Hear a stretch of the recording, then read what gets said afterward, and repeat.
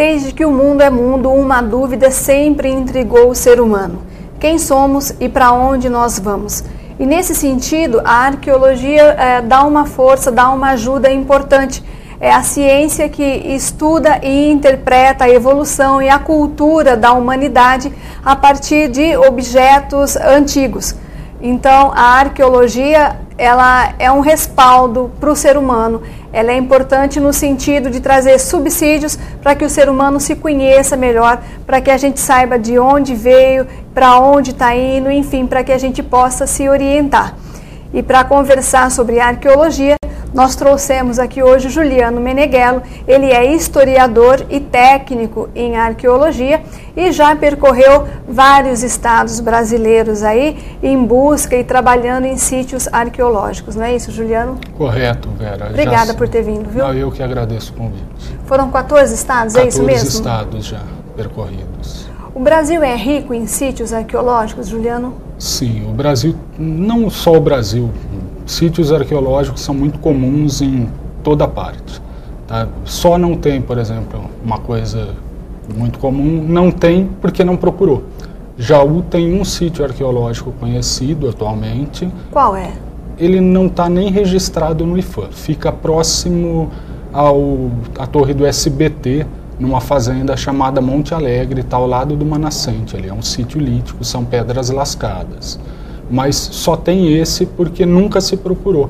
O único dia que a gente saiu para andar, encontrou esse. Mas encontrou por acaso? Na realidade, havia evidências de que ali tinha um sítio? Uma informação que depois se mostrou errônea. No Sebastião Teixeira, o Jaú em 1900, ele registra que na abertura da fazenda Monte Alegre, que ele não sabe precisar se isso foi feito em 1842 ou 1848, encontraram cerâmica indígena. Baseado nessa informação, eu e mais algumas pessoas procuramos onde ficaria essa fazenda Monte Alegre, fomos até lá e acabamos encontrando esse sítio. Só que só posteriormente a gente ficou sabendo que a fazenda Monte Alegre que a gente procurava não era a mesma que a gente acabou chegando. E essas pedras lascadas que vocês encontraram lá, elas são consideradas o quê? Elas são artefatos? São artefatos. Elas foram talhadas daquele jeito, esculpidas pelo homem? Sim, tem a ação humana, tá? E a gente consegue identificar se é intencional ou se é natural em função de alguns estigmas que ficam no material arqueológico. Então, assim, só para a gente entender, se ela for uma pedra trabalhada pela mão, né, pelo humano, ela é um artefato. Correto. Se ela sofreu uma ação da natureza... Ela é uma rocha, normal. É uma rocha. Uhum. E geofato? Seriam formações da naturais própria natureza também. Seriam formações naturais. E a arqueologia ela só trabalha com coisas que foram fruto da ação humana. Tanto é que uma confusão muito frequente que acontece é as pessoas às vezes chegam e falam: ah, você encontrou fóssil? O arqueólogo ele não trabalha com fóssil. Quem trabalha com fóssil é o paleontólogo. O arqueólogo só com material realmente que tenha a intervenção humana, que seja fruto da ação humana. Esse sítio que você encontrou aqui em Jaú, ele está preservado? Ele já está relativamente impactado em função de ter sido área de plantio, já passou maquinário, tá assim, mas o fato de ter sido passado maquinário agrícola ali não impede que seja trabalhado. Há uma possibilidade de se realizar um trabalho e conseguir informação mesmo num sítio que já não está íntegro. Até porque se a gente pensar que só trabalha sítio íntegro, é muito improvável que se encontre algum, porque sempre tem uma ação do que a gente chama de bioturbação, são formigas, tatu, sempre tem alguma ação, a própria ação da chuva, do clima em geral, acaba influenciando no sítio. Então é interessante saber como é dado o processo de formação dos sítios para entender toda essa dinâmica que atua sobre eles e poder tirar informação. Nesse caso do sítio aqui onde vocês encontraram as pedras lascadas, essas pedras elas foram datadas? Não tem nenhum trabalho na realidade executado. Ele só foi encontrado e está lá desde 2005. Não foi feito nenhum trabalho em cima dele. Até porque hoje a legislação, para a gente fazer algum trabalho, teria que ter uma solicitação feita ao IPHAN. Essa solicitação, sendo aprovada, é publicada no Diário Oficial da União e só após é possível fazer o trabalho. Se a gente intervir no material arqueológico, no sítio, sem autorização, é considerado crime porque é bem da União. E aí é passível de punição, penas de cadeia. Qual que é a maior dificuldade que a arqueologia encontra para poder, para que um arqueólogo possa trabalhar, para que ele possa fazer uma escavação? É de ordem burocrática ou é de ordem financeira? Eu acho que é a ordem talvez financeira em algumas situações. Nós temos dois tipos de arqueologia que são mais frequentemente realizados. A arqueologia acadêmica, que é feita por instituições de ensino, a USP aqui em São Paulo, e nesse caso a pessoa ela tem um prazo maior para executar o seu trabalho, mas ela em geral não tem verba, porque o aluno ele vai fazer a escavação, em geral é feito com favor, então um chama o outro colega que trabalha e vai um ajudando o outro a fazer o trabalho. Então nesse caso há tempo, mas não há verba. E, por outro lado, surge a arqueologia de contrato, a arqueologia empresarial, onde há verba.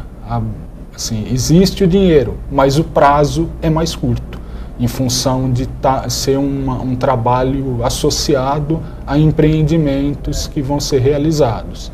Então, você vai, realiza o trabalho, retira uma amostra do material, sempre é amostral, não se trabalha sítios na íntegra praticamente, e depois de retirado você libera a execução da obra. Então isso em função até da pressão, da exigência, você acaba tendo o dinheiro, mas não tem todo aquele tempo para poder ficar trabalhando. Qual o interesse de uma empresa em impedir uma exploração, uma escavação arqueológica? Na realidade não é tanto interesse. Hoje a lei exige que alguns empreendimentos, para conseguir a licença prévia, a licença de implantação, são várias licenças.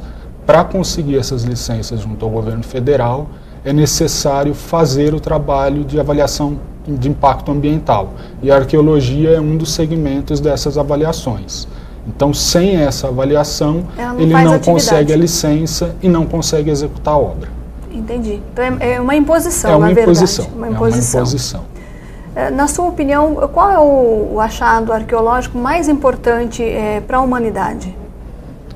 Olha, mais importante é complicado, porque assim, na realidade é uma somatória de coisas. A gente tem uma construção que, por exemplo, existem propostas de ocupação aqui para a América mais antigas. Uma proposta sozinha, uma data antiga isolada, fica uma coisa meio difícil de comprovar. Porque se você tem num contexto que as datas são todas de menor duração e você tem uma data de maior duração, mais distante do presente, você tem dificuldade para provar que aquilo faz parte de um contexto. Então, na realidade, uma informação soma com a outra. Então eu acho que seria até um pouco injusto dizer que tem um achado que é mais importante. Tem coisas que se destacaram em função da magnitude, como por exemplo o trabalho nas pirâmides, o tamanho das pirâmides, as coisas aqui na América espanhola, incas, maias, tem uma monumentalidade maior e acabam aos olhos do público em geral ganhando esse destaque, mas tudo é importante enquanto uma evolução da humanidade.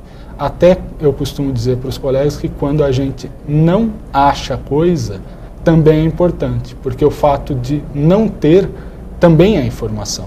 Porque aí você reflete, tipo, se aqui tem, por que aqui não tem? Então, o não existir coisa, o vazio, já também é uma informação. É uma informação a ser processada. Quando vocês encontram algum material, ele pode ser orgânico, como é o caso de uma ossada, por exemplo. Correto. Ou inorgânico, o caso de um artefato, uma pedra lascada, também, como a gente acabou de falar. O carbono 14 é a maior contribuição da tecnologia para o arqueólogo no que diz respeito aos achados orgânicos? Tá. Na realidade, assim, a gente tem fora Porque o carbono... Porque a partir dele que vocês identificam a data, né? Fazem a datação. Sim, existem algumas formas de datação. Como vocês faziam antes do carbono 14?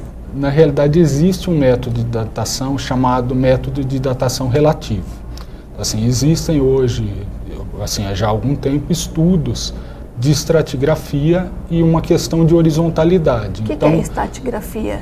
Seria as camadas do solo. Conforme o solo vai se formando, ele forma camadas de deposição do sedimento e a tendência é que quanto mais profundo, mais antigo seja. Então, trabalhava-se, é uma das formas de trabalho de datação, quando você não tem a disponibilidade do material para ser datado, porque às vezes também você tem o dinheiro para fazer a datação, mas não consegue a amostra. Então, assim, tem situações que não dá. Essa datação relativa ela também pode ser feita em função de tipos de material. Existem, por exemplo, algumas cerâmicas que eram inclusive utilizadas aqui no Brasil, que eram de fabricação inglesa, eram fabricadas fora daqui. Essa cerâmica, hoje é conhecido o período em que a fábrica abriu e que a fábrica fechou. Existem catálogos com essas datações. Então, você encontrando numa ocupação uma cerâmica que você consiga localizar, que seja conhecida e localizável em catálogo, você consegue saber um período aproximado de ocupação, que a fábrica abriu no ano X, fechou no ano Y, então provavelmente aquela ocupação está entre esse período. Tá? No caso do carbono 14, ele é um método que é muito utilizado, talvez hoje ele e a termoluminescência sejam os mais usados.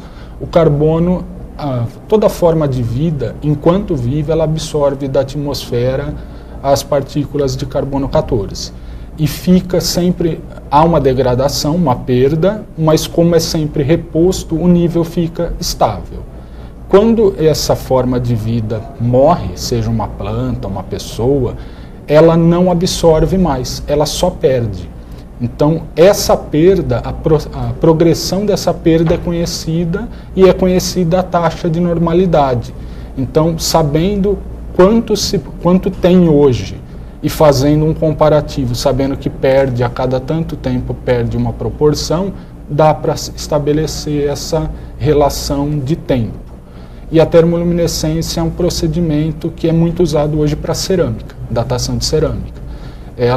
Você passa por aquecimento, por isso o termo. Todo material que passa por aquecimento, a cerâmica no caso do cozimento, ele sofre uma reação e os grãos de quartzo da cerâmica, os elétrons dele se separam. Ele zera, vamos dizer que quando ele aquece, ele zera a data. O pessoal repete essa operação em laboratório e consegue saber quando foi aproximadamente que zerou. E tudo isso existe uma margem de erro, mas é viável a datação. A gente vê filmes onde aparecem arqueólogos, como por exemplo, acho que o mais famoso é o Indiana Jones. Uhum. Tem acho que é o arqueólogo também da múmia, não sei direito, acho que tem um arqueólogo nesse filme. Então, assim, sempre aparece o arqueólogo de uma forma até romântica, né? Uhum. Aquela coisa de aventura. Mas é um trabalho duro, não é? É um trabalho que exige até preparo físico, não é? Dependendo da situação, tem campos que não são para qualquer românticos. Não são nada românticos. A gente tem, eu acho que eu tenho umas fotos de trabalho seus. Eu vou pedir para o Beto, acho que nós temos aí algumas fotos do Juliano em campo. Vamos colocar para ilustrar o que a gente está falando? Aí a gente vai ver. Aí, Juliano, vê. Onde você estava aí, Juliano? Isso aí é na Bahia. Na Bahia? É uma ocupação histórica, século XIX. Aí é o mesmo local. Aí são residências, parece isso? É o alicerce de uma edificação. Isso é importante para dar uma ideia de como viviam as pessoas, como moravam, né? Sim. Ainda é um alicerce? É tudo da mesma casa. Ele estava coberto. Isso é antigo? Quantos anos tem? Século XIX. Século XIX. Século XIX. A gente fez há pouco tempo, né, se a gente for pensar em termos de história, né? Sim, para a história da humanidade é extremamente recente, né? E as espécie-lâminas? São pontas cloves, não são daqui do Brasil, são dos Estados Unidos e foram, de certa forma, uma das bases de teoria de expansão de população. Mais uma parte das construções, né? Correto. Novamente as pontas cloves. Dá uma paradinha aí, Beto, fazendo um favor pra gente. Essas pontas, pontas cloves? São pontas... São lâminas? São lâminas de pedra, são feitas em pedra. Para caça? Para caça e geralmente associado com caça de animais de grande porte, as ocupações cloves. E fininhas daquele jeito eram resistentes? Mas a pedra é bem resistente e extremamente cortante. A gente vê material feito em pedra, é extremamente cortante, um sílex, dá um corte. E essas lâminas que a gente viu aí de cloves, você encontrou na Bahia também? Não, essas são norte-americanas, essas não... Essas não estavam lá. Vamos continuar dando uma olhadinha então, para ver. Põe mais um pouquinho pra gente, Beto, por favor. Vamos continuar vendo para ilustrar o que a gente está falando. As lâminas, né, de cloves. Agora não vou esquecer mais.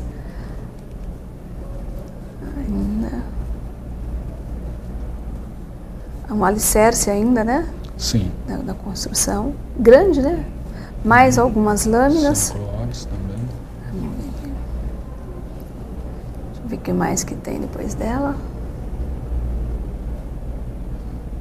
São outras também. Aí essa que está no centro ela vista que lateralmente, coisa, não? né?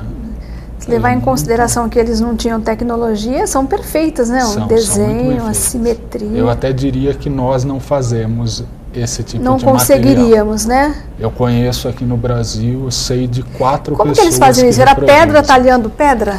É pedra talhando pedra. Você usa uma pedra de dureza um mapa, maior. Juliano, antigo? Sim, isso são as rotas de expansão, algumas propostas de rota de expansão populacional. Juliano? E essa é a Luzia, que é uma reconstituição baseada abaixo disso, dessa reconstituição, teria o esqueleto, o crânio mais antigo encontrado aqui no Brasil, que tem em média de 11.500 anos. Esse rosto foi moldado tomando em conta o crânio mais antigo que nós temos aqui. Esses são, o que é isso? Isso são restos de caixão, argolas e um pequeno cadeado ali. Isso é aqui de Jaú. Foi encontrado aí na Escola Major Prado, em 2005, que foi o primeiro cemitério da cidade, foi naquela região ali.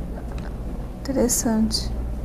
Aí é uma escavação lá em Alagoas, e é um pedaço de osso, é uma ocupação histórica também. Tem fragmentos de cerâmica, carvão, de louça, carvão e um osso ali, né?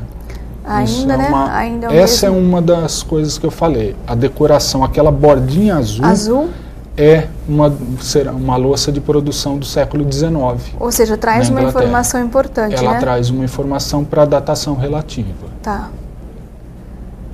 Mais louça cerâmica? Mais louça. Isso é uma preguiça terrícola, é uma preguiça gigante. Ela tinha 6 metros de altura, mais ou menos. Foi um dos animais que viveu aqui no Brasil. O dinossauro não conviveu junto com o homem, tem 60 milhões de anos que o separam. Isso, Juliano? Isso é do cemitério também aqui de Jaú, é um perfil. Tá.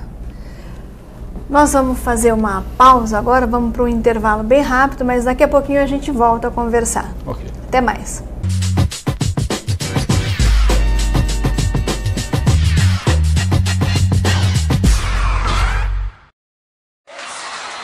Eu adoro música, como toda menina da minha idade. Adoro internet, adoro festa. Mas não é em tudo que eu sou assim, igual as meninas da minha idade. Uma coisa eu sou bem diferente. Eu toco bateria.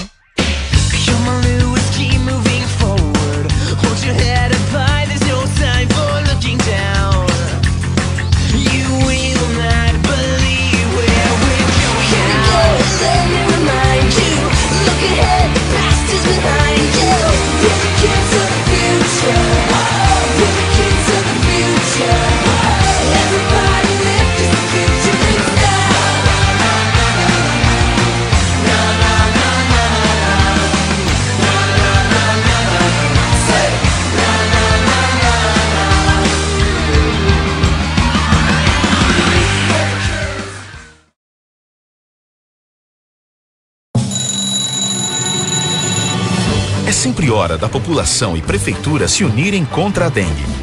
Toda hora é hora de combater a dengue. Cuide da sua cidade. Juntos, somos mais fortes que a dengue. Dona Neide, quando aparece um probleminha de saúde, a senhora faz o quê? Vou pro hospital, ué. Que hospital, dona Neide? Vem cá. Olha como é pertinho. As unidades básicas de saúde estão preparadas para realizar a maior parte dos atendimentos. E o governo federal está investindo na estrutura das unidades e na qualidade do atendimento, escutando você e repassando mais recursos para quem atende melhor. É coisa boa. É a saúde mais perto de você. Quem diria que o trabalho do Manuel em Manicoré ajudaria a proteger o meio ambiente e a deixar os pratos do chefe Silveira deliciosos em São Paulo? O nosso sustento depende da nossa floresta. Com os recursos do Fundo Amazônia, o BNDES financia projetos de uso sustentável da floresta, como o do Manuel.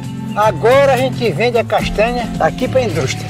Aí a nossa renda aumentou, que olha só. Quando o BNDES apoia a conservação da Amazônia, transforma a vida de muita gente. BNDES, o Banco Nacional do Desenvolvimento. Zé, pra que esses lápis? Mãe, você não sabe? Prato colorido que vai ficar fora. É, mas não é assim que colore. É com arroz, feijão, carne, legumes, verduras. E uma fruta de sobremesa. Mas tá igual do papai. Como é que você acha que eu faço pra ficar forte? Prato colorido. Acho que eu também tô precisando de um desses. O Ministério da Saúde investe em ações para que você tenha uma vida saudável. Faça a sua parte, mantenha uma alimentação equilibrada e faça atividade física regularmente. Viver bem é viver com saúde.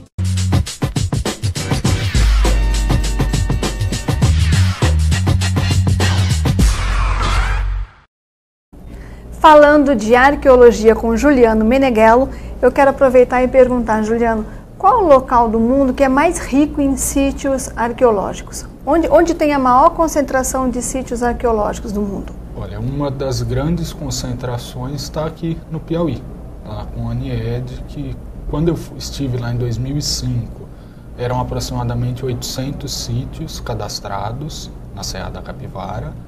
E recentemente eu trabalhei lá na Bahia com uma menina que é do Piauí, foi aluna lá no IVASF, no Vale de São Francisco, e ela me falou que hoje já passam de 1000 sítios cadastrados. Então é uma das grandes concentrações que a gente tem. Outra coisa também, você estava falando de sítios, dos achados, eu fiquei pensando, qual o sonho de todo arqueólogo? O que é que todo arqueólogo sonha encontrar quando está fazendo uma escavação? Olha, o que você espera encontrar quando você está escavando? Uma ossada? Uma estrutura de combustão, sempre é legal, uma fogueira antiga, que às vezes a gente encontra... Uma fogueira? Fogueiras enterradas. Por que, Juliano? Que informações uma fogueira traz? Dá para fazer datação, dá para às vezes entender um pouco da dieta alimentar dessas ocupações. No Ceará eu fiz um trabalho em 2007 no município de Abaiara, onde a gente encontrou uma fogueira, ao lado dessa fogueira vários fragmentos de travessas de barro quebradas e restos de ossos de caititu, que é o porco do mato. Então provavelmente teve uma festa ali e as coisas ficaram e deu 1.300 anos a datação. Então 1.300 anos depois a gente foi lá e cavou o que deixaram naquela noite ou naquela tarde. Então, se você encontra uma fogueira, dá para você ter uma noção de como as pessoas se alimentavam? Nesse caso, sim, porque por causa também tinha os restos. Desses ossos aí? Sim. E no Tocantins eu encontrei na fogueira coquinhos calcinados, que eles queimavam para poder quebrar. Então... Tipo castanha, como se fosse uma castanha. Eles aqueciam e a fogueira estava ali, estava muito raso, 15 centímetros mais ou menos essa fogueira. E a fogueira fica tanto tempo assim? Chuva, vento, não leva embora? Depende muito da condição do local. Se bem que muitas são também feitas em cavernas, né? Dentro das cavernas. Tem abrigos, mas normalmente você tem estruturas de rocha. Eles colocavam blocos que formavam uma estrutura de combustão mesmo. Então cercava o local e colocava o material de combustão, o graveto, dentro. Isso acaba ficando em algumas situações. No Ceará, essa que eu comentei, ela estava a 1 metro de profundidade, porque a taxa de deposição era maior. A do Tocantins estava 15 centímetros, porque estava no meio de uma mata, então a taxa de deposição de material orgânico, poeira, essas coisas, foi menor. Então, Um metro abaixo da superfície. Abaixo do nível da superfície significa quantos anos? 1.300 anos? Nesse caso, 1.300. Mas isso não é uma coisa constante. Eu posso encontrar um material a 1 metro que seja mais recente ou que seja mais antigo, porque tudo depende do processo de deposição do local. Que sofre interferência de condições climáticas. Do clima, tudo. Então, assim, a ação da chuva, o sedimento que é carregado. Então, se o local está na baixada do morro, por exemplo, a tendência é que desça mais sedimento para cobrir. Tá. Se ele está na parte alta, a tendência, não quer dizer que vai ser sempre assim, mas a tendência é demorar mais. Então, de acordo com a localização do sítio, há um processo diferente que vai gerar uma profundidade diferente no final, mas a datação pode ser a mesma. No caso, essas camadas aí de 15 centímetros, a datação é de quanto? Essa eu não fiquei sabendo. Mas era um material do mesmo grupo indígena, que era Tupi-Guarani. Do mesmo grupo? Mesmo grupo indígena. Aliás, essa nossa herança aqui do continente americano é indígena, né? Muito, sim. A nossa inclusive, herança o vocabulário é nosso é de origem Vamos falar um pouquinho de... Não é pintura rupestre, é arte rupestre, né? Porque tem não só a pintura, não é? Sim, tem a gravura. A gente vê sempre os arqueólogos falando com bastante entusiasmo quando encontram essas pinturas, essa forma de arte. A gente separou aqui algumas imagens, eu vou pedir para o Beto colocar para a gente, se você puder ir comentando enquanto a gente vê. A gente tem, né, Beto? Aí, vamos ver. Essa ainda não é, vamos ver se aparece essa pintura. Aí. Sim, essa é na Serra da Capivara, no Piauí. É uma das pinturas que, inclusive, dá o símbolo do Parque Nacional da Serra da Capivara. É essa. Ah, tá. Esse animalzinho aí é a representação deles. Aí tem vários tons, na realidade está pegando de longe, né? Eu acho que tem uma mais próxima depois. Vamos ver.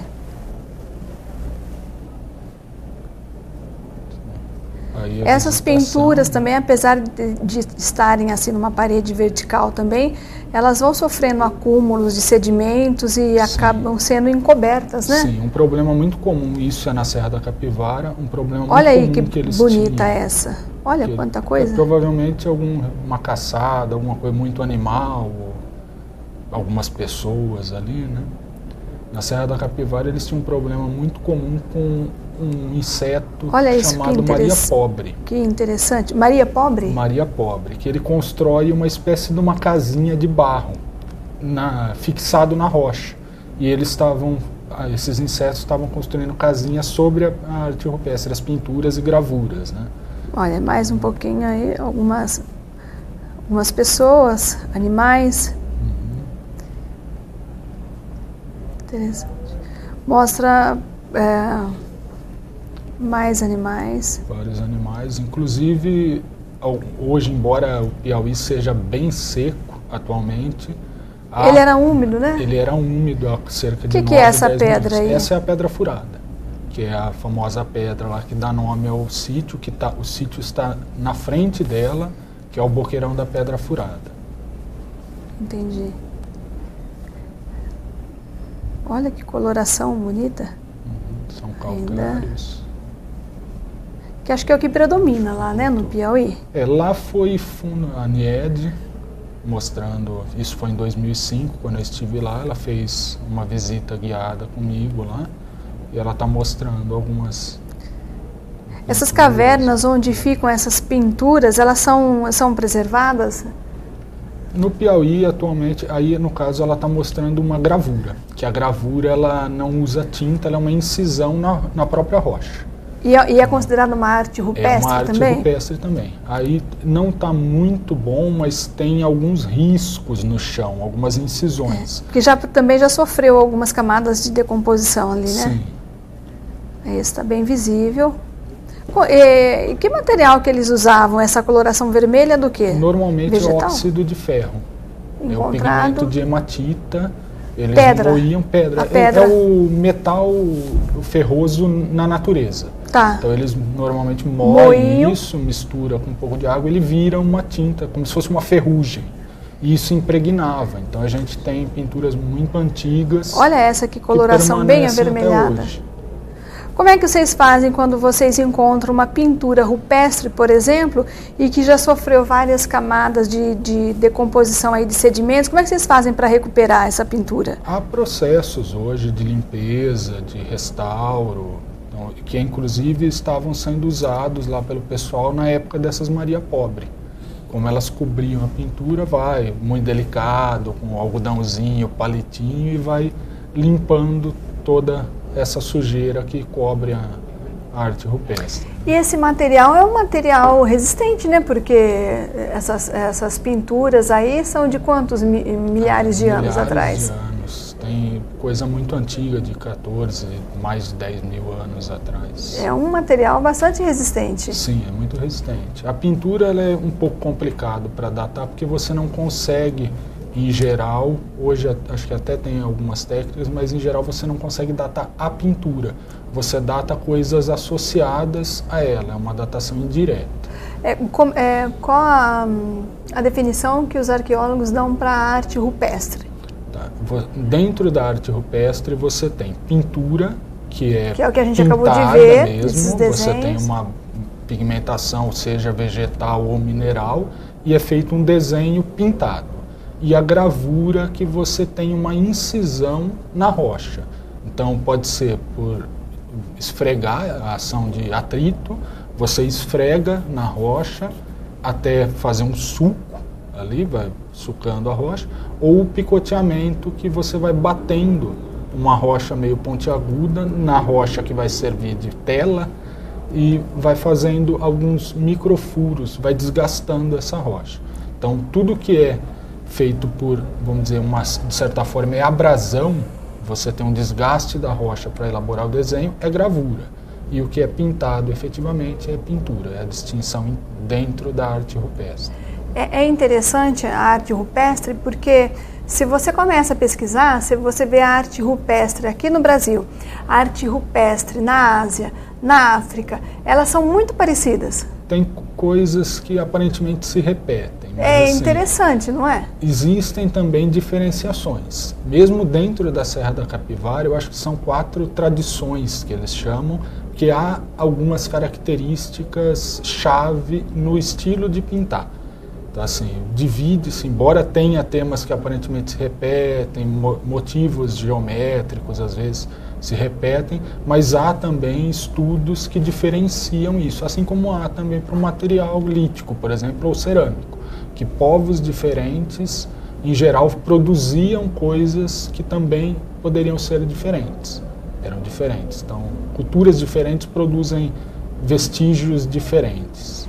E nessas pinturas rupestres, eles retratavam tudo, a religião, os costumes, cenas do dia a dia, tudo ficava retratado. Tem coisas ali que a gente não consegue nem entender com o nosso olhar atual o que é.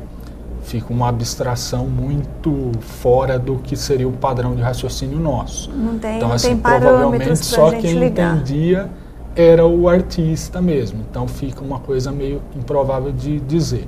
Mas tem coisas que são bem características, animais, algumas cenas, como mostrou ali, que dá a impressão de que tem várias pessoas e grupos de animais, que a gente entende hoje como se fosse eventualmente uma caçada, algo do tipo, e cenas do cotidiano mesmo. No Piauí tem aparentemente rituais, um corpo, uma figura que tem um corpo bem alongado, que se repete muito no parque, uma figura humanoide, e que tem uma espécie de um cocar, assim, uma saliência na cabeça, isso é muito repetido. Então provavelmente eram representações do cotidiano. Talvez uma representação religiosa? Poderia ser um ritual religioso, uma cena de caça, até cenas de sexo existem, pinturas com cenas de sexo. Pintura rupestre? Pintura rupestre com cenas de sexo. Com um parto, aparentemente, tem cenas na Serra da Capivara da mulher com a perna aberta e como se fosse uma criança saindo, um parto natural. Então existem as mais diversas representações. Algumas a gente não consegue dizer o que é porque fica muito subjetivo. Na arte rupestre, a pintura é a forma mais comum de representação. A gente pode dizer que ela fosse a arte popular da época? Creio que sim. Porque é mais comum a gente ver a pintura do que a gravura, né? A gravura, a gente até vê, parece uma coisa mais elaborada, parece que existe até ela é talvez um pouco mais trabalhosa. Um pouco mais técnica, parece. É o desgaste da rocha base, né? Que vai servir de suporte para a arte. Então, ela seria um pouco mais trabalhosa, porque você tem que ficar lá insistindo até a rocha desgastar. Enquanto a pintura, você produziu aquele pigmento, você vai e faz imediatamente o seu desenho. É mais, não vou dizer mais simples, porque tem que saber também a técnica para fazer o pigmento, mas é menos trabalhoso. Menos trabalhoso. Eu acredito que sim. Daria mais trabalho ficar raspando do que pintar. Ô Juliano, e nessas suas andanças aí pelos estados brasileiros, nessas suas escavações aí, nesses seus trabalhos, o que é que tem de comum entre um estado e o outro? É basicamente a mesma coisa que você encontrar? Tem materiais diferentes. Tem, assim, o que tem de diferenciação entre um lugar e outro? Grupos tupi, eles estiveram historicamente espalhados por boa parte do Brasil, quase o Brasil todo. Até tem um colega, o Ângelo, que recentemente está fazendo atualmente doutorado e fazendo uma revisão disso, porque estava muito difundido. Na nossa região aqui, os grupos indígenas que ocupavam, na época que a cidade foi fundada, eram os Caingangue, que são de tronco linguístico G, que é de uma família linguística... O que é um tronco linguístico G? Seria a língua mesmo materna. Então, assim, os tupi-guarani são de tronco tupi, os Caingangue são de tronco G, seriam inclusive línguas completamente diferentes, de raiz diferente. E esses grupos, que é a cerâmica de um tupi-guarani e a cerâmica de um Caingangue, elas são diferentes. A do tupi tinha grossas, eram mais espessas, tinham decoração, pinturas vermelhas, branco e preto, eram cores usadas, enquanto a cerâmica dos Caingangue era mais fina, eram em geral enegrecidas. Então você tem esses grupos diversos produzindo coisas que também são diferentes. Tem uma diferenciação. Tem uma diferenciação. Quanto às pinturas, assim, o modo deles viverem, eram semelhantes ou também havia diferenciação? Também tem algumas diferenças estilísticas na pintura, que aí divide-se até cronologicamente, por exemplo, no Piauí, eles dividiram, acho que são 4 divisões, que são chamadas de tradições, para definição, e você tem cronologicamente alguns períodos, que de tal a tal ano, tal a tal período, era feito um estilo, depois predomina outro, não quer dizer que aquele se extingue, mas há uma predominância de um estilo artístico diferente em algumas situações. Eu vou fazer uma pausa para um intervalo bem rápido, mas daqui a pouquinho a gente volta e continua falando de arqueologia com o Juliano Meneghello. E no último bloco nós vamos falar do sítio mais rico do Brasil, que é o Parque Nacional da Serra da Capivara, no Piauí, que é coordenado pela professora doutora Niede Guidon. Até já!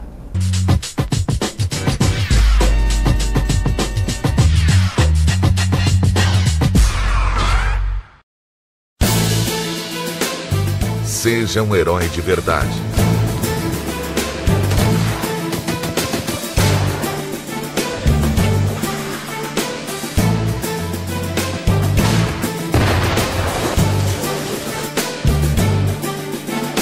Exército Brasileiro. Braço forte, mão amiga.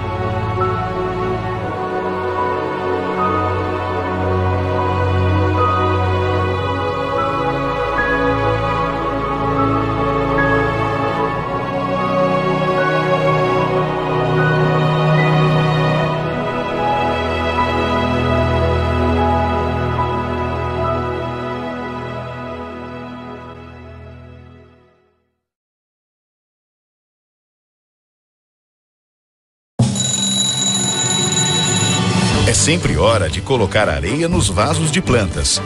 Toda hora é hora de combater a dengue. Cuide da sua casa. Juntos, somos mais fortes que a dengue. Eu adoro música, como toda menina da minha idade.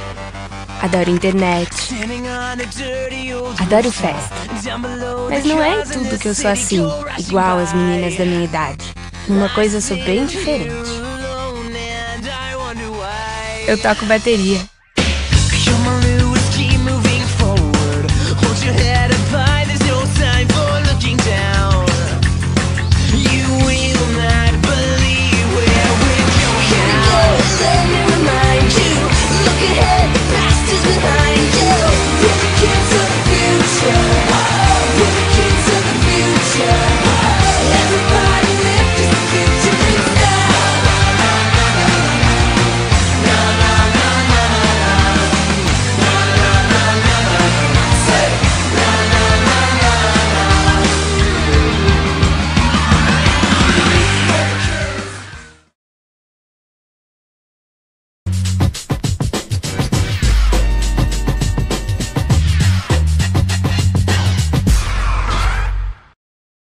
Nós estamos de volta conversando com Juliano Meneghello e o foco, o assunto, a pauta do nosso Câmara Cultura de hoje é a arqueologia. Nós vamos conversar a respeito do Parque Nacional da Serra da Capivara, mas antes nós vamos ver mais um pouquinho de fotos que o Juliano trouxe para a gente. Beto, acho que nós temos mais fotos aí, né? Vamos dar uma olhadinha? Onde é isso, Juliano? Isso é aqui em São Paulo mesmo. O que é isso? É a construção de um aterro sanitário. A gente encontrou uma edificação do começo do século XX. Então é feito todo o trabalho de desenho da planta baixa e a gente está tirando as medidas, né? Entendi. Só esse pedacinho aí? Só, é uma base que foi construída em rocha. É no mesmo local, só que quando a gente abriu uma sondagem para a amostra de subsolo, encontrou uma estrutura de tijolos ali. Tá. Então eu estou evidenciando essa estrutura, fazendo a limpeza. Isso já é na ferrovia Oeste-Leste, que está sendo construída na Bahia, e é uma edificação antiga também, uma casa do século XIX. A gente faz esse barbanteamento para poder desenhar, tudo é desenhado e colocado numa planta baixa. Cada bloquinho desse aí foi desenhado com medida mesmo. Aí eu estou fazendo a medida para colocar no desenho. Quanto tempo demora, por exemplo, esse na Bahia? Quanto tempo você trabalhou aí nesse local? Eu fiquei 48 dias nesse único sítio. Aí é um forno, é do mesmo sítio. Então a gente fez... Datado da mesma época, né? Sim, tudo do século XIX. O que são esses, parecem tubos? Que são? São tubos do forno para saída do ar. Aí era o forno onde está aquela pedra, aquela boca que formou, era onde colocava o material. E esses tubos são os suspiros que dão a saída do ar.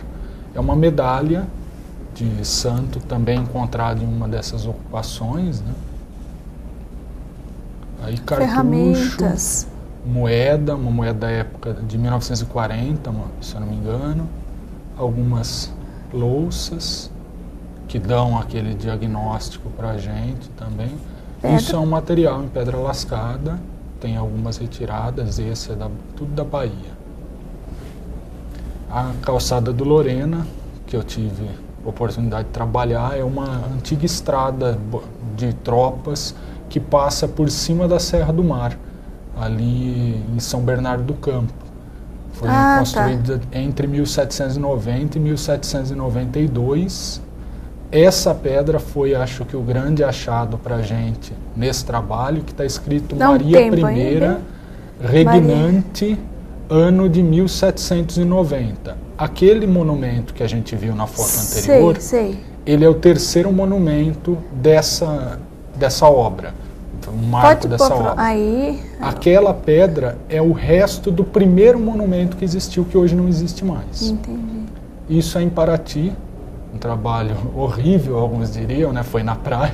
Imagino.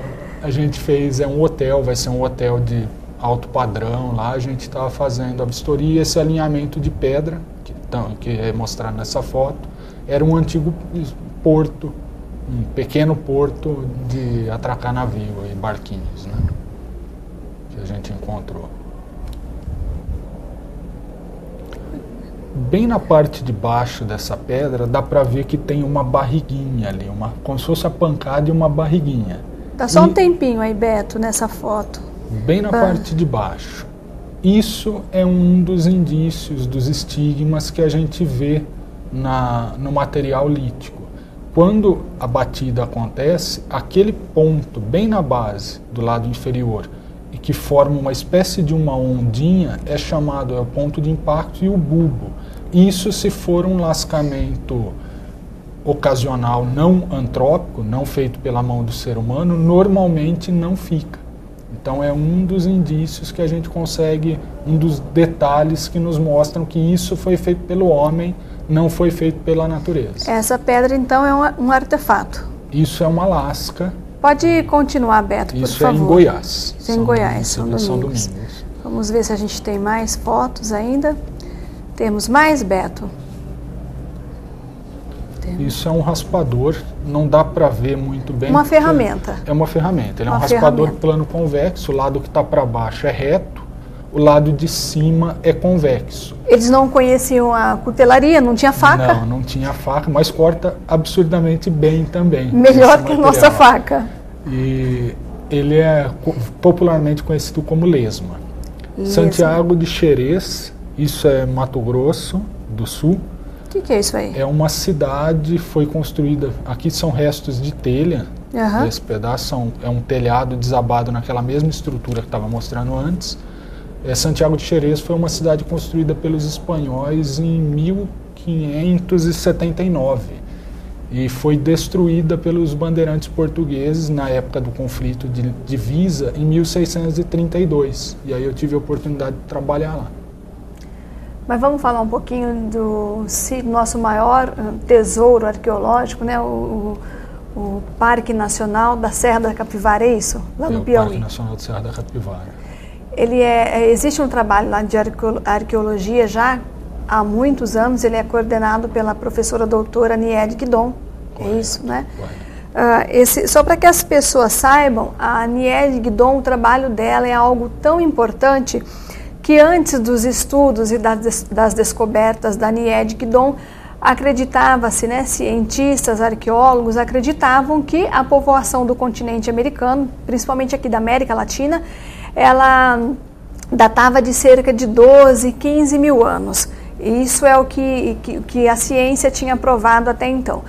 Os trabalhos da Niede Guidon vêm e colocam por terra essa teoria, e ela encontrou, nas escavações que ela coordenou, que ela dirigiu, ela encontrou artefatos aqui no Piauí, aqui na Serra, no Parque Nacional da Serra da Capivara, que datam até de 45 mil anos, e os estudos da Niede, ela ainda está convicta de que a ocupação humana começou muito antes dos 12, 15 mil anos que os cientistas acreditavam, provavelmente há 100 mil anos atrás. Então o trabalho da Niede Guidon é algo, essa mulher é de uma relevância para o mundo sem tamanho, é algo assim estupidamente importante, não dá para a gente negar a importância. E lá na Serra da Capivara, você tem noção da extensão lá do parque? Lá? É uma área bem grande. Acho que de 3 municípios, é muito grande. Muito grande. Eu não sei dizer em metragem, mas é bem grande. Justamente assim, uma das... talvez a maior força desse sítio, que seja a sua extensão, o seu tamanho e toda a riqueza que ele traz, talvez seja o seu ponto frágil, porque quando a Niede descobriu todas essas coisas, cresceram, né, os olhos ali dos donos de terra ali, e ela acaba tendo problema para poder proteger essa área que é tão grande. Há uma dificuldade de controle realmente, nem tanto do pessoal de poder. Ela tem muito problema com caçadores que entram no parque, porque ela faz todo um trabalho, além da arqueologia... Caçadores do Caçadores de animais. De animais? De animais. Lá ela tem um trabalho implantado que, além da parte de estudo arqueológico, ela tem uma questão de preservação ambiental, tem todo um trabalho muito mais complexo do que só arqueologia. E ela tem invasão de caçadores que vão e abatem os animais, Quando eu estive em 2005, que eu estava com ela estava me levando para conhecer o parque, e um dos acessos que Você esteve com a Nied Guidon? Estive com a Nied. Oh, que inveja! Oh, que inveja! Eu estive lá e ela, levando a gente, na estrada tinham colocado mourões, como se fossem mourões de cerca, mas não tinha arame. E era uma invasão. Eles constroem cabanas dentro da área do parque, fazem roçados para plantar. Então há uma série de invasões. E nessas invasões, um fato que estava prejudicando muito aí a parte de arqueologia é que as pessoas ocupavam esses abrigos que os paleoíndios ocuparam anteriormente e faziam fogueiras, faziam áreas de queimada ali, e estava influenciando, a fuligem estava deteriorando a arte patrimônio rupestre, arqueológico, principalmente a arte rupestre que fica naquela vertical. Que fica na vertical, no paredão. Então, assim, e às vezes até horizontal, formando um teto, você tem também. Então toda essa fuligem que subia começou a deteriorar aí o patrimônio arqueológico propriamente. E ela protege aquilo com unhas e dentes, né, Juliano? A Nied Guidon foi inclusive ameaçada de morte. Foi ameaçada de morte. Enfrentou, não arredou o pé, ela defende aquilo com uma força assim descomunal. A Nied está lá desde 1973.